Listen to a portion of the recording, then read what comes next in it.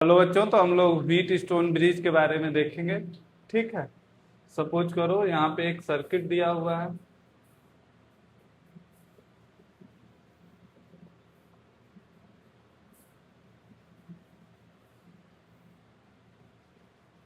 ठीक। यहाँ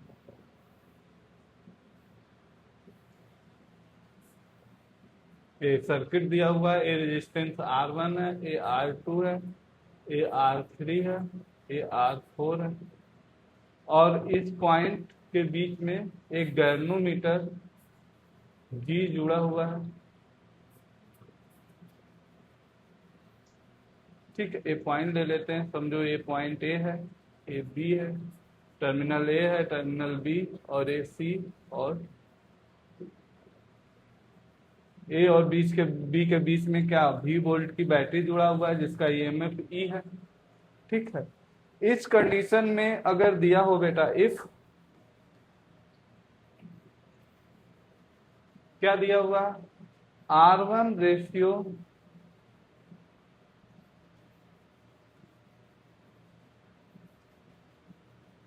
R3 equal to किसके बराबर है, R2 रेशियो R4 के। या फिर ऐसे दिया हो R1 बाई R3 किसके बराबर हो, R2 बाई R4 के। या फिर ये दिया हो कि R1 R4 किसके बराबर है, R2 R। अगर एक कंडीशन दिया हुआ है बेटा, किसके लिए दिया हुआ है, इस सर्किट के लिए एक कंडीशन दिया हुआ है, then then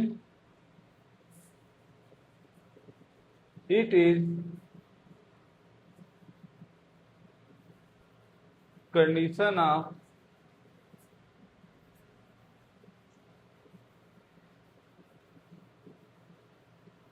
balance Wheatstone bridge.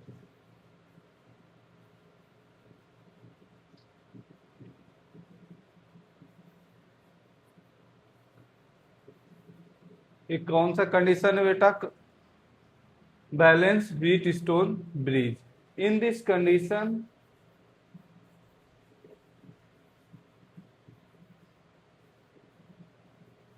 इस कंडीशन में बेटा गैल्वेनोमीटर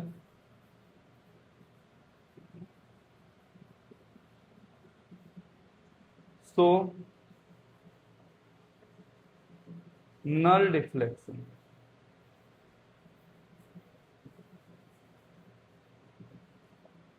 It's mean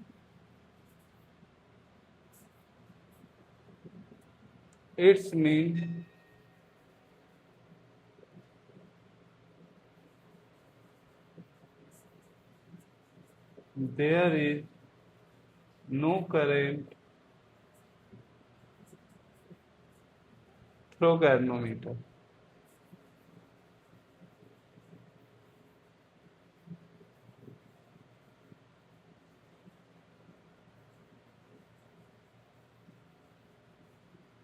ऐसा क्यों होता है बेटा, इस गैल्वेनोमीटर के थ्रू कोई करंट क्यों नहीं पास करता है।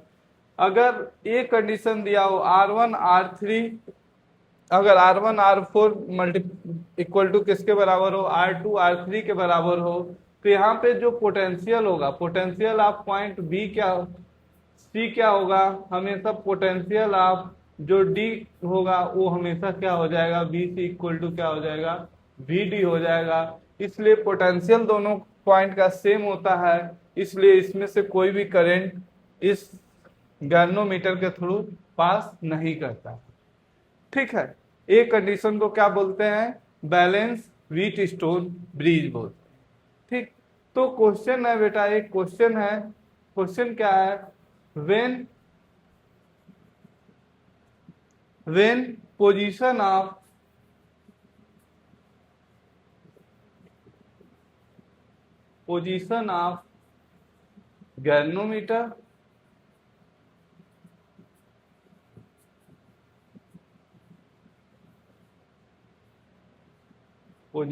गैल्वेनोमीटर एंड बैटरी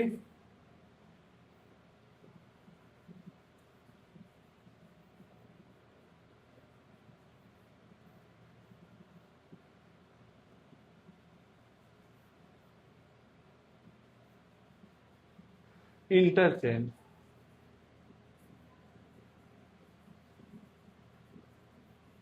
जब बेटा पोजीशन ऑफ गैल्वेनोमीटर और बैटरी के पोजीशन को इंटरचेंज करेंगे, देन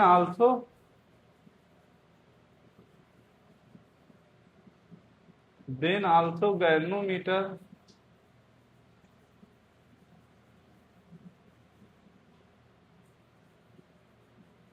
शो नल डिफ्लेक्शन।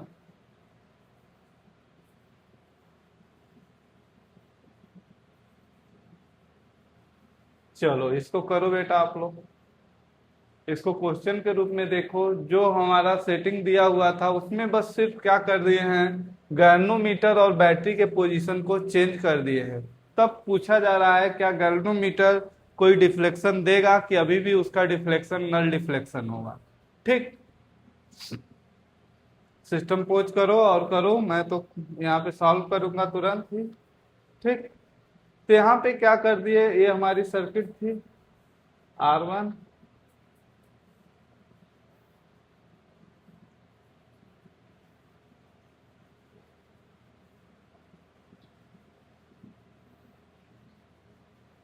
यहाँ पे क्या कर दिए, ये जो पॉइंट C था, CD था, इसके बीच में क्या डाल दिए बेटा, इसके बीच में हम लोग बैटरी इंसर्ट कर दिए।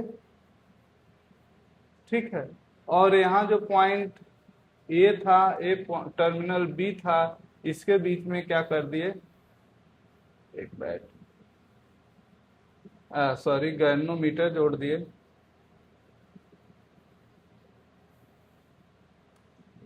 अब ये गैल्वेनोमीटर का डिफ्लेक्शन देगा कि नहीं देगा, ये तुम्हें बताना। ठीक, जब ऐसा अरेंजमेंट दिया हो बेटा तो हम लोग क्या करते हैं, हम लोगों का काम होता है कि अगर जो सर्किट क्लियर नहीं है तो इसको क्या कर लेते हैं, रीड्रा कर लेते हैं। क्या कर लेते हैं, रीड्रा कर लेते हैं।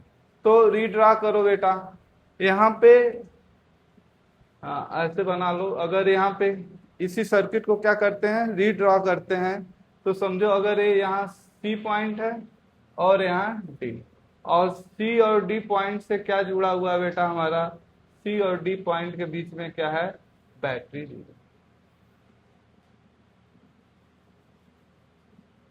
ठीक है, अब हमें क्या करना है, इन दोनों के बीच में क्या ए बी पॉइंट ले लेंगे। समझो अगर यहाँ ए ले लेते हैं तो यहाँ क्या ले लेंगे, बी।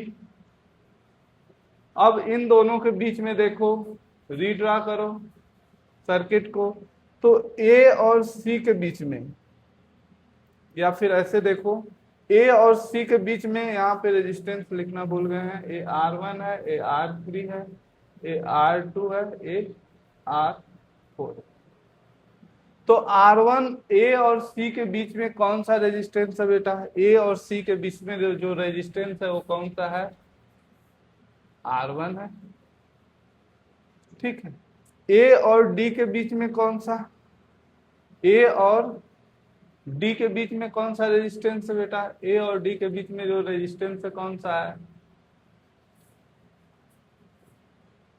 ए और डी के बीच में R2 है। और ए और बी के बीच में देखो बेटा, सॉरी सी और डी के बीच में, सी और बी के बीच में R3 है। सी और बी के बीच में कौन सा रेजिस्टेंस है, R3। और डी और बी के बीच में कौन सा रेजिस्टेंस है बेटा, R। और इनके बीच में क्या है, गैल्वेनोमीटर है। ठीक, अब यहाँ पे रिलेशन देखें बेटा, तो जो यहाँ पे क्या देख रहे थे कि हमेशा डायगोनल में जो रेजिस्टेंस है उनका मल्टीप्लिकेशन, डायगोनल में जो रेजिस्टेंस है उनका मल्टीप्लिकेशन आपस में क्या होगा, इक्वल होगा, तभी वो क्या होगा, व्हीट स्टोन ब्रिज होगा। तो यहाँ पे R1 और R4 किसके बराबर है बेटा, डायगोनल में जो रेजिस्टेंस है R1 into R4, R2 R3, ये सेम है, जो पहला वाला कंडीशन था वही था, R1 R4 R2 R3। तो यहाँ पे क्या हो रहा है, व्हीट स्टोन ब्रिज का कंडीशन फॉलो हो रहा है। इसका मतलब क्या हो गया, in this yes in this condition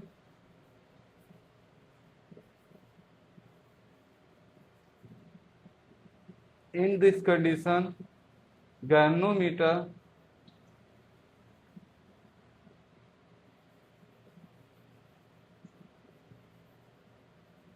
तो नल डिफ्लेक्शन। यानी जब भी थोड़ा सा कॉम्प्लिकेटेड सर्किट दिखे, नहीं समझ में आए, तो इसको हम लोगों को तुरंत क्या कर लेना चाहिए, रीड्रा कर लेना चाहिए। ठीक है, एक क्वेश्चन लेते हैं। क्वेश्चन क्या है बेटा, क्वेश्चन है हमारे पास 5 रेजिस्टेंस है। यहाँ पे 1 रेजिस्टेंस, 2 रेजिस्टेंस, 3 रेजिस्टेंस, यहाँ से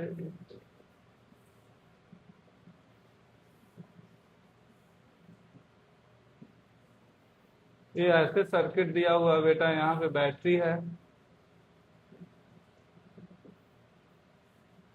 2 वोल्ट की बैटरी है, ऐसे जुड़ा हुआ है। ये रेजिस्टेंस 2 ओम, सब 2 ओम 2 ओम का है।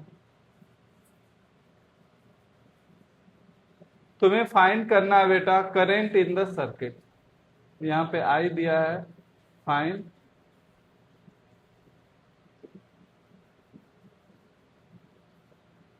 करंट इन द सर्किट बता। तो करंट इन द सर्किट कैसे बता पाओगे, जब इसका हम इक्विवेलेंट रेजिस्टेंस निकालेंगे। तो यहाँ पे देखो, अगर हम यहाँ तो सर्किट समझ में नहीं आ रहा कि ये व्हीट स्टोन ब्रिज है कि नहीं है।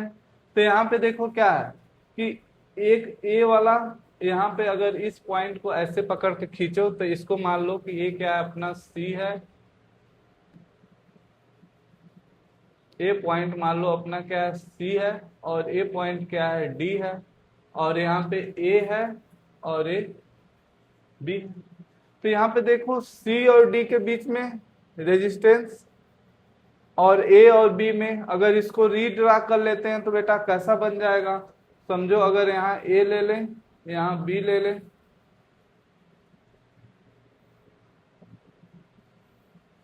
ठीक है। तो यहाँ पे कौन कौन से रेजिस्टेंस है बेटा, ए ए और सी के बीच में कौन सा ए वाला है, और सी और डी के बीच में भी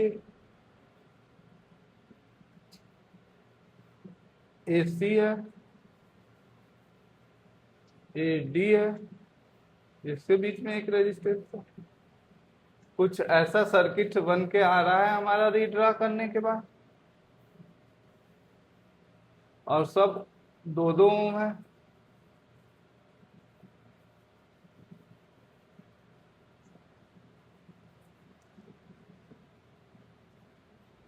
अब यहाँ पे देखो क्या कंडीशन ए वाला पूरा हो रहा है, R1 R4 इक्वल टू क्या R2 R3 है। तो यहाँ पे सब 2-2 ओम का है बेटा। तो ये कंडीशन क्या हो रहा है, इजिली पूरा हो रहा है। इसका मतलब जो ए रेजिस्टेंस है इसमें क्या करेगा, कोई भी करंट फ्लो नहीं करेगा। तो पूरा रेजिस्टेंस इसी में कैलकुलेट, यहाँ पे 2 वोल्ट की बैटरी,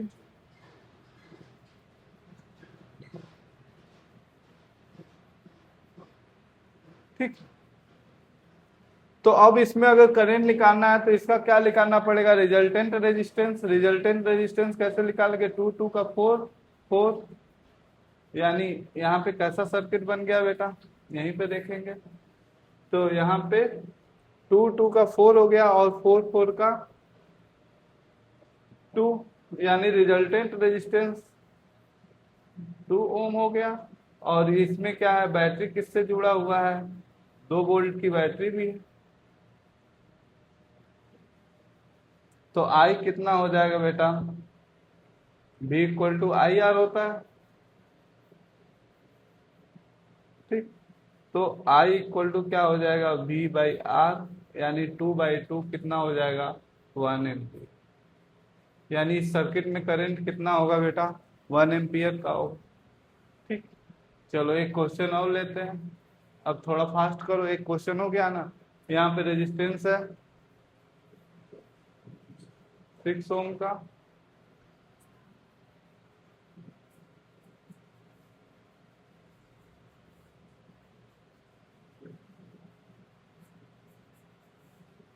ये है 3 ओम, 2 ओम, 2 ओम, ये हो गया। और यहाँ पे दिया हुआ है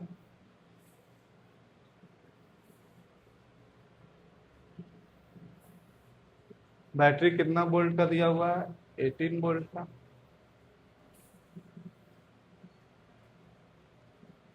पूछ रहा है बेटा फाइंड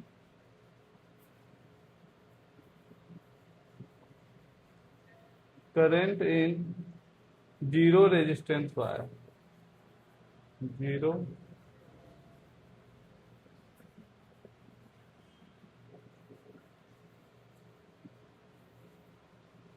जीरो रेजिस्टेंस वायर में हमें करंट फाइंड करना है। चलो सॉल्व करो। क्या ये है व्हीट स्टोन ब्रिज? तुम्हें क्या लगता है कि ये व्हीट स्टोन ब्रिज है? तो जब भी हमें थोड़ा कॉम्प्लिकेटेड सर्किट देखने को मिले तो हमें क्या करना है, इसको रीड्रा कर लेना है। ठीक है, अब समझो अगर इस पॉइंट को हम लोग इसको मान ले ए, इसको मान ले बी, इसको मान ले सी और इसको मान ले डी। ठीक, चलो रीड्रा करते हैं इस सर्किट को।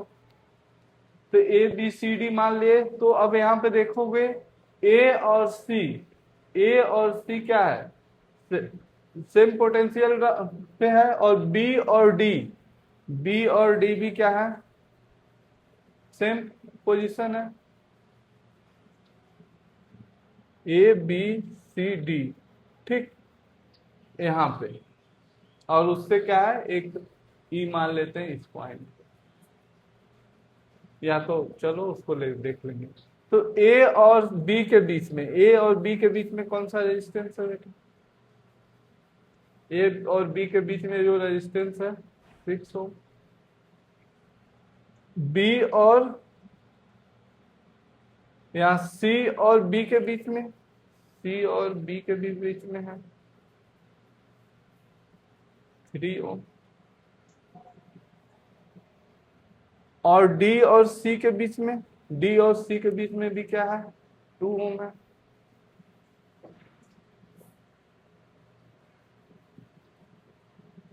और इसी पॉइंट से जुड़ा हुआ है क्या, 2 ओम का।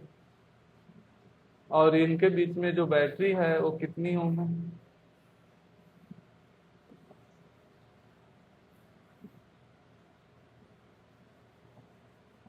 ठीक। और इसका रिजल्टेंट निकाले 6 और 3 का रिजल्टेंट क्या हो जाएगा, 6 और 3 का, तो 6 इंटू 3 2 ओम। और 2 का कितना आ गया बेटा, 2 इंटू 2 डिवाइड बाई 2 प्लस 2, यानी कितना आ गया 1 ओम। तो यहाँ पे क्या हो गया, एक 1 ओम का रेजिस्टेंस हो गया और दूसरा क्या है 2 ओम का। और इनके बीच में बैटरी कितना है बेटा, 18 वोल्ट की।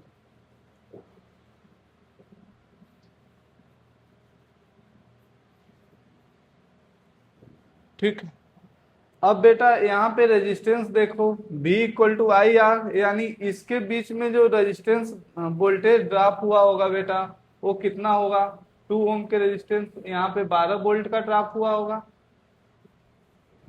और इस और इस, यानी ए और इस पॉइंट के बीच में कितने का, 6 वोल्ट का। ठीक है, तो यानी जब करंट फ्लो किया होगा बेटा तो इस यहां से कितना, और टोटल रेजिस्टेंस कितना है बेटा 2N3, कितने का, कितने एम्पियर का करंट गया होगा, 6 एम्पियर का। तो यहाँ पे 6 एम्पियर का करंट गया और यहाँ पे क्या करेगा, यहाँ पे देखो अगर 6 एम्पियर का करंट यहाँ पे गया, क्या 6 एम्पियर का, यहाँ से 6 एम्पियर का करंट गया तो यहाँ और यहाँ के बीच में सिर्फ 6 वोल्ट का, तो इसका मतलब यहाँ से करंट कितना गया होगा 1 एम्पियर। 5 एम्पियर करंट यहाँ से गया, 1 एम्पियर से गया तो 1 इंटू 6 वोल्ट का ड्रॉप हुआ। यहाँ से 5 गया, कोई ड्रॉप नहीं। और यहाँ पे कितना ड्रॉप होना चाहिए, यहाँ पे 3 एम्पियर इस डायरेक्शन में चला गया होगा, 3 एम्पियर इधर गया, और फिर क्या किया होगा 2 एम्पियर इधर गया, फिर इधर से 1 एम्पियर, इधर से 2 एम्पियर, इधर से कितना एम्पियर आया बेटा 3 एम्पियर करंट आया। और 3 एम्पियर ए आया, 3 एम्पियर ए सब मिलके यहाँ पे क्या हो गया 6 एम्पियर। तो इसमें करंट कितना गया बेटा 3 एम्पियर का, और इसमें कितने का 5 एम्पियर का। यानी आंसर हमारा क्या गया, zero resistance current, zero resistance wire में जो करंट होगा बेटा वो कितना होगा ए टू सी में, ए टू सी कितना गया बेटा 5 एम्पियर, और B to D, B to D कितना एम्पियर बेटा 3 एम्पियर। यही आंसर होगा। यहाँ पे थोड़े से और सर्किट के प्रॉब्लम करते हैं बेटा, ठीक। यहाँ पे क्वेश्चन कौन सा लेते हैं, यहाँ पे लेंगे जैसे, हाँ यहाँ पे क्या है, एक 6 ओम रेजिस्टेंस है, 12 ओम रेजिस्टेंस है, 12 ओम रेजिस्टेंस,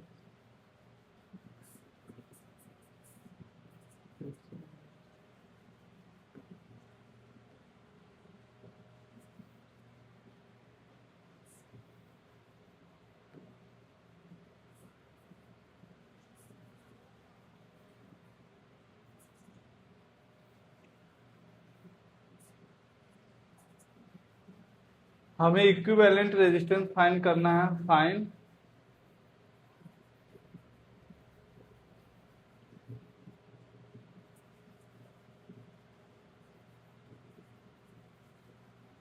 when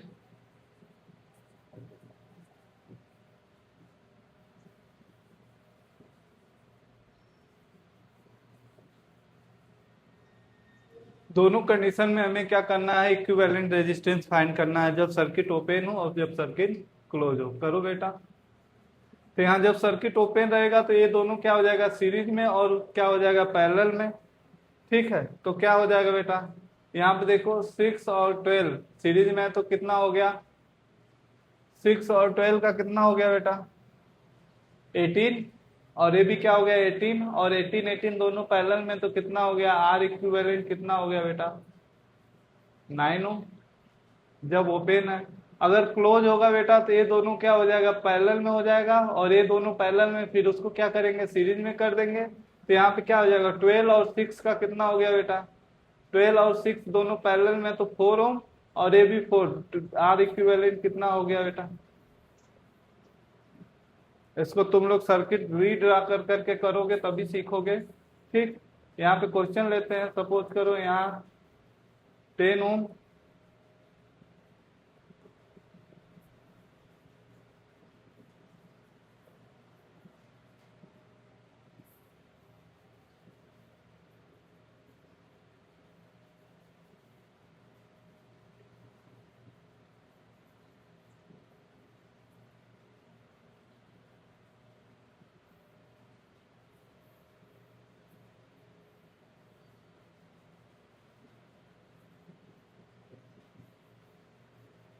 यहाँ पे सर्किट में जो करंट है उसको फाइंड करना है, आई की वैल्यू बताना है। चलो देखो यहाँ क्या हो रहा है, व्हीट स्टोन ब्रिज फॉलो कर रहा है, क्योंकि दोनों क्या रेजिस्टेंस आपस में बराबर है। तो यहाँ 10 इंटू 10, 10 इंटू 2 R1 R, यानी यहाँ क्या है R1 R4 इक्वल टू क्या है R2 R3 है, यानी यहाँ पे क्या है व्हीट स्टोन ब्रिज है। जब यहाँ हीट स्टोन ब्रिज है तो इसको क्या कर देंगे बेटा, इसका कोई मतलब नहीं है, 10 10 का 20 हो गया, और ये भी 20 हो गया, और 20 20 का क्या हो जाएगा रिजल्टेंट 10 हो जाएगा।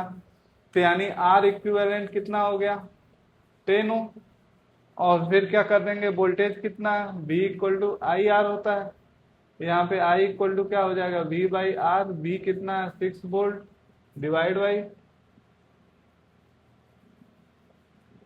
बाई 10, क्या हो जाएगा, 0.6 एम्पियर। समझ में आया? चलो यहाँ पे एक और क्वेश्चन लेते हैं बेटा। समझो अगर फाइव ये 5 ओम रेजिस्टेंस है, यहाँ पे क्या है 2.5, 3 ओम,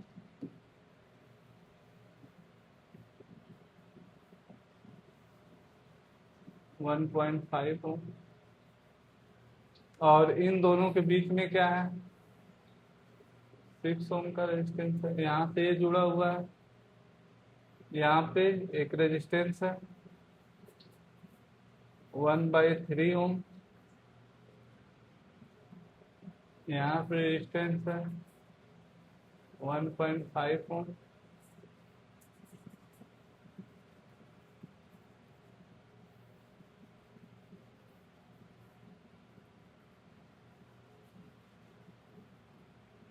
करंट की वैल्यू फाइंड करनी है बेटा।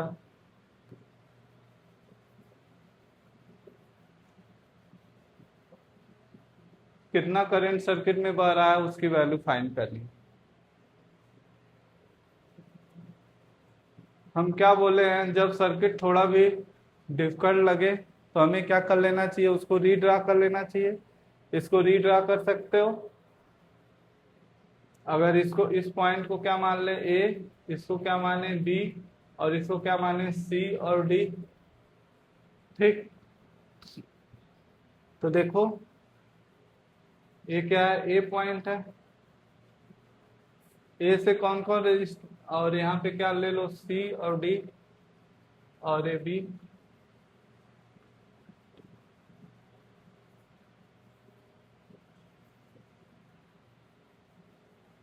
यहाँ पे देखो ए और सी के बीच में रेजिस्टेंस 3 ओम, सी और बी के बीच में रेजिस्टेंस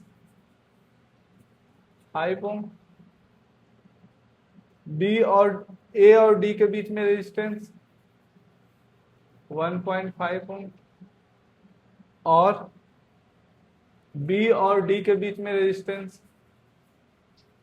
2.5 ओम, और सी और डी के बीच में resistance 6 Om.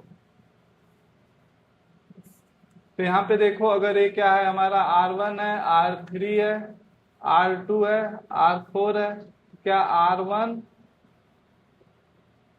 R4 equal to R2 R3। देखो R1 कितना है 3 है, R4 कितना है 2.5 इक्वल टू 1.5 इंटू 5, ये क्या हो गया 7.5 इक्वल टू 7.5। यानी ये कंडीशन क्या कर रही है, होल्ड कर रही है। तो यानी ये क्या है, व्हीट स्टोन ब्रिज है। जब व्हीट स्टोन ब्रिज है तो इसको क्या कर देंगे, कैंसिल। अब देखो रिजल्टेंट निकालें तो ये क्या हो गया 3 और 1.5 कितना हो गया, सॉरी यहाँ पे देखो ये दोनों क्या हो जाएंगे आपस में सीरीज में हो जाएंगे 1.5 और, तो यानी इनके बीच में रेजिस्टेंस अगर इन सबको को हटा दे तो ये कितना हो गया बेटा 4 ओम, और ये क्या हो गया 8 का इक्विवेलेंट निकालोगे 4 इंटू 8 डिवाइड बाई 12, तो यहाँ पे क्या हो जाएगा, यानी 4 इंटू 4 प्लस 8 यानी क्या हो गया 12, 1 और 3, 8/3। यानी ये सब का पूरा रेजिस्टेंस कितना हो गया, इसका रेजिस्टेंस कितना हो गया बेटा, अगर इन सब के इक्विवेलेंट देखा जाए तो कितना ओम हो गया 8/3, 8/3 और 1/3 कितना हो गया 9/3, यानी 3 हो गया। और एक कितना हो गया 3, 8 2 5 5 10, टोटल रेजिस्टेंस कितना हो गया बेटा, इक्विवेलेंट रेजिस्टेंस ये सब के इक्विवेलेंट कितना हो गया 10 ओम हो गया। 10 ओम हो गया तो करंट क्या हो गया V equal to I R, I equal to क्या हो गया V बाई आर। V कितना 5 10 कितना हो गया 0.5 एम्पियर। ठीक है, इस तरह से क्या सर्किट, इस तरह से बेटा व्हीटस्टोन ब्रिज काफी हेल्पफुल होता है सर्किट के प्रॉब्लम को सॉल्व करने के लिए। थैंक यू बेटा, और आप लोग प्रैक्टिस कीजिएगा और